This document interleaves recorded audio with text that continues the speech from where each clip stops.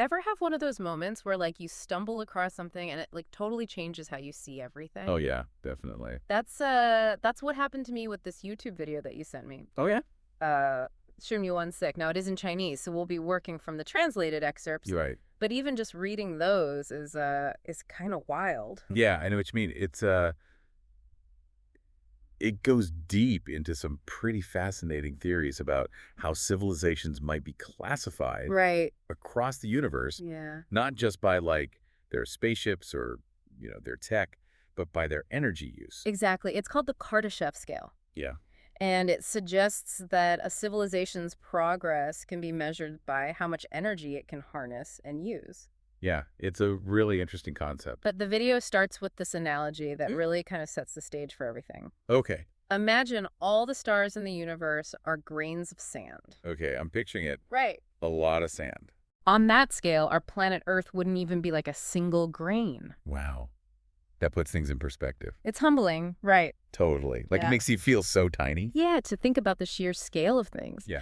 But here's what I found so interesting, and the video points out that even though we might seem insignificant compared to all of that, Yeah. humans have still managed to calculate the age of the universe. Yeah. Like 138 billion years, give or take 20 million. It's incredible, isn't it, what we've been able to figure out? It is amazing what we've been able to achieve, even with our limited perspective. Different, like, And so that leads to the big question, the one that has captivated humans for centuries. okay, Are we alone in this vast universe? the big one, right?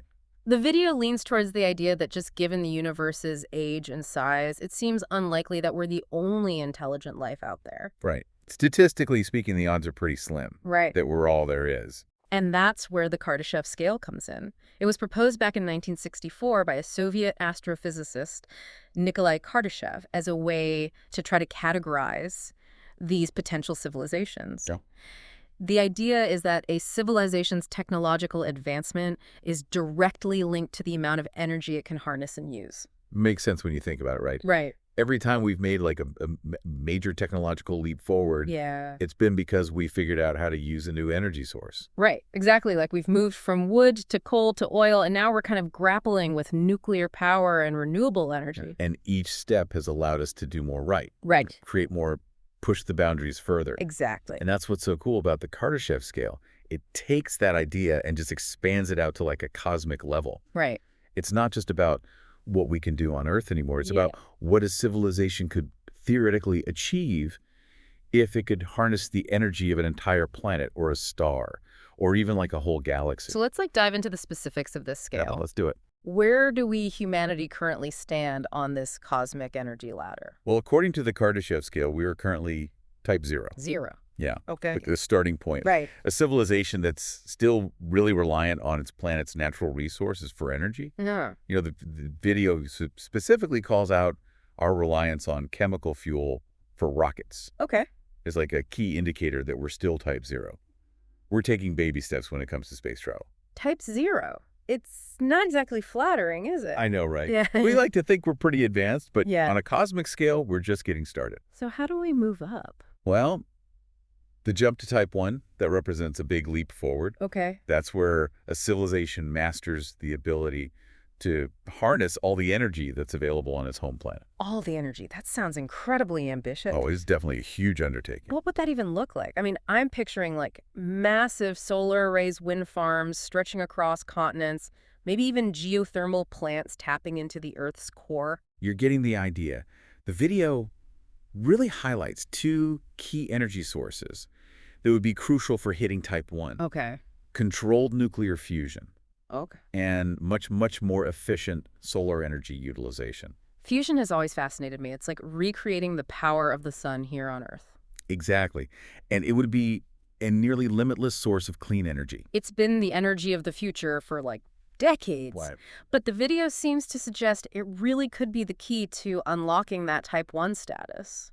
It has the potential to be a real game changer. And it's not just about having more energy, right? It's about what we could do with that energy. Right. Imagine controlling the weather, mitigating the effects of natural disasters, Wow. maybe even terraforming other planets. That level of control sounds amazing. It does, but it also raises some interesting questions, right? Yeah. About who gets to decide what the ideal temperature is or how much rainfall each region should get.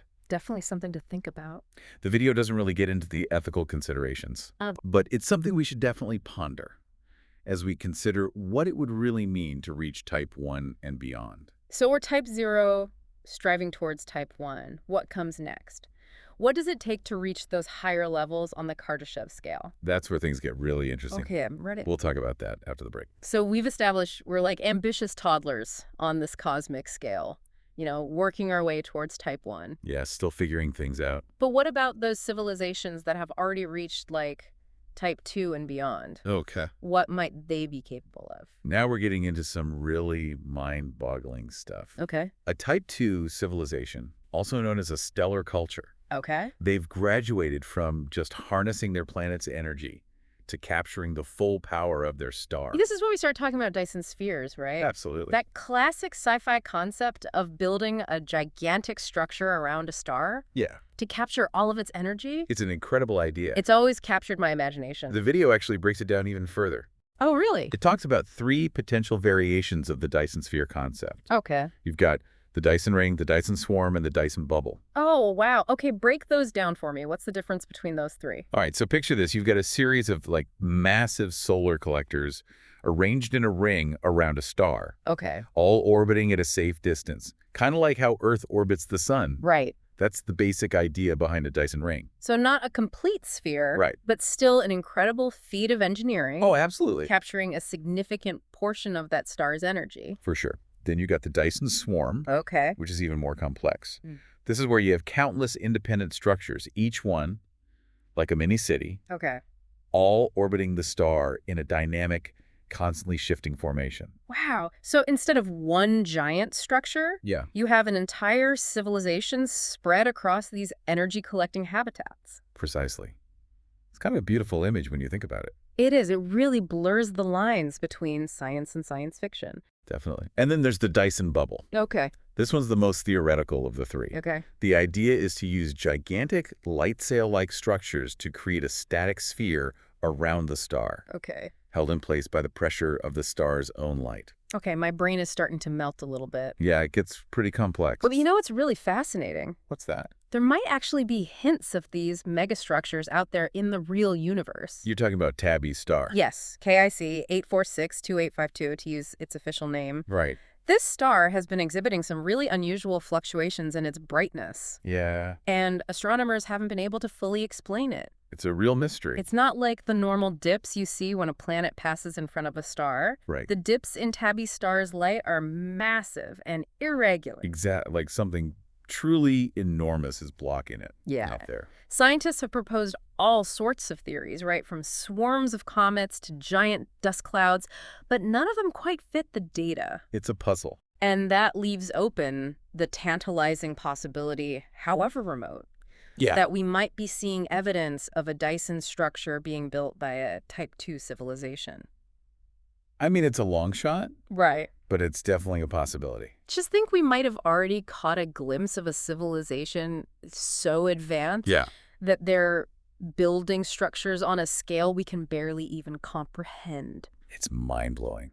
Okay, so we've got Type 0 clinging to their planet, Right. Type 1 mastering their world, Yeah. Type 2 building megastructures around stars. Right. What comes after that? What does a Type 3 civilization look like? Type 3 is where we move from the scale of a single star to the scale of an entire galaxy. A whole galaxy. Yeah. I can barely wrap my head around that. It's hard to fathom. What kind of technology would even be involved in something like that? It's hard to even speculate, but the video mentions the possibility of harnessing supermassive black holes. Black holes, I thought those were more about destruction than energy production. They are incredibly powerful and enigmatic objects.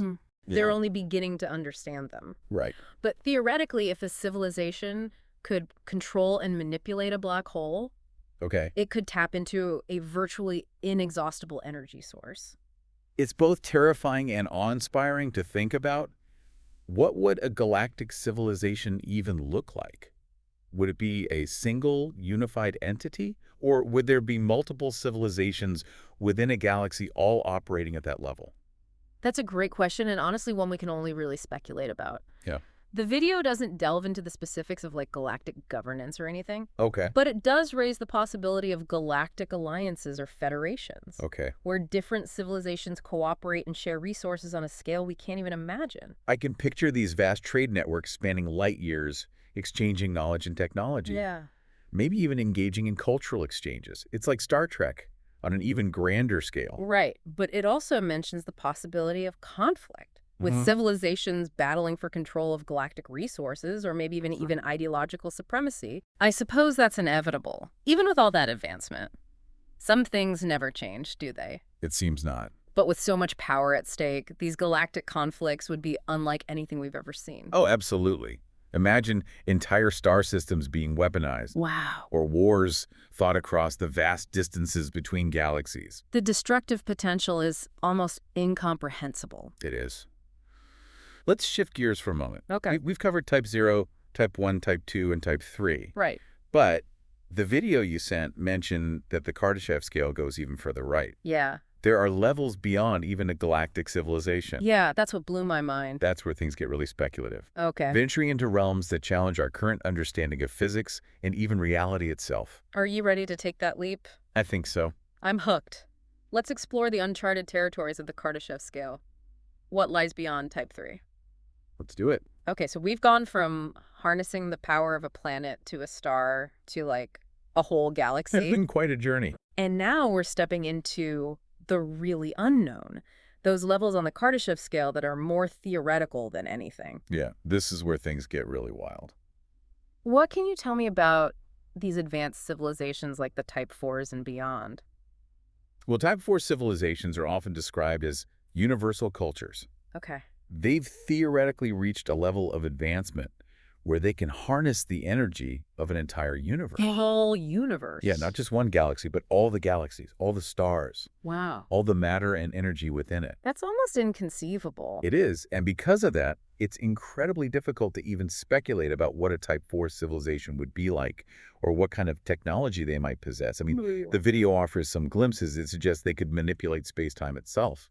Really? Yeah, like creating wormholes for instantaneous travel across the universe. Oh. Or perhaps even constructing new universes. Okay, now we're definitely in the realm of science fiction, if not beyond. But if we follow the logic of the Kardashev scale, right, where energy equals advancement, Yeah. then a civilization capable of harnessing the energy of an entire universe would be, well, almost godlike, right? It's a pretty mind-blowing concept. And the video doesn't stop there. It goes on to suggest a Type 5 civilization, a multiverse culture capable of controlling not just our universe, but a potentially infinite number of universes. Okay, hold on. Multiple universes. Yeah, are we talking about like parallel dimensions, alternate realities, the kind of stuff I usually only encounter in like comic books? Exactly.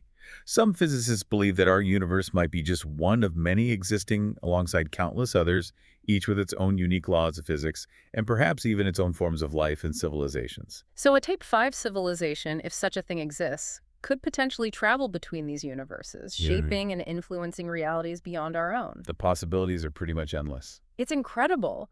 The video describes them as having almost limitless power, able to create and destroy universes at will, existing outside of time and space as we understand them. It really pushes the boundaries of what we can even comprehend. And there are still two more levels, right? What could possibly be beyond controlling multiple universes? Well, Type 6 is described as a cosmos culture, Okay. a civilization that has transcended the physical limitations of the universe entirely. So, like, what does that even mean? They exist as pure consciousness or energy, Wow. able to manipulate the very fabric of existence, the fundamental forces and laws that govern everything. That's beyond comprehension. It's like we're talking about the ultimate cosmic architects shaping reality to their whims. Hmm. And Type 7, what about the final level? Type 7 is simply labeled as transcendent. Okay. The video doesn't offer any specifics, suggesting that it's a level of existence so far beyond our understanding that it defies definition or categorization. Wow. It's both fascinating and a bit overwhelming to think about. But here's something that occurred to me as we were discussing these higher levels. Yeah. The video mentions that according to Kardashev's original thinking, Type 3 is the limit. But if that's true, then how did our universe come into existence? That's a question that takes us beyond the realm of science and into the realm of philosophy and metaphysics. Yeah.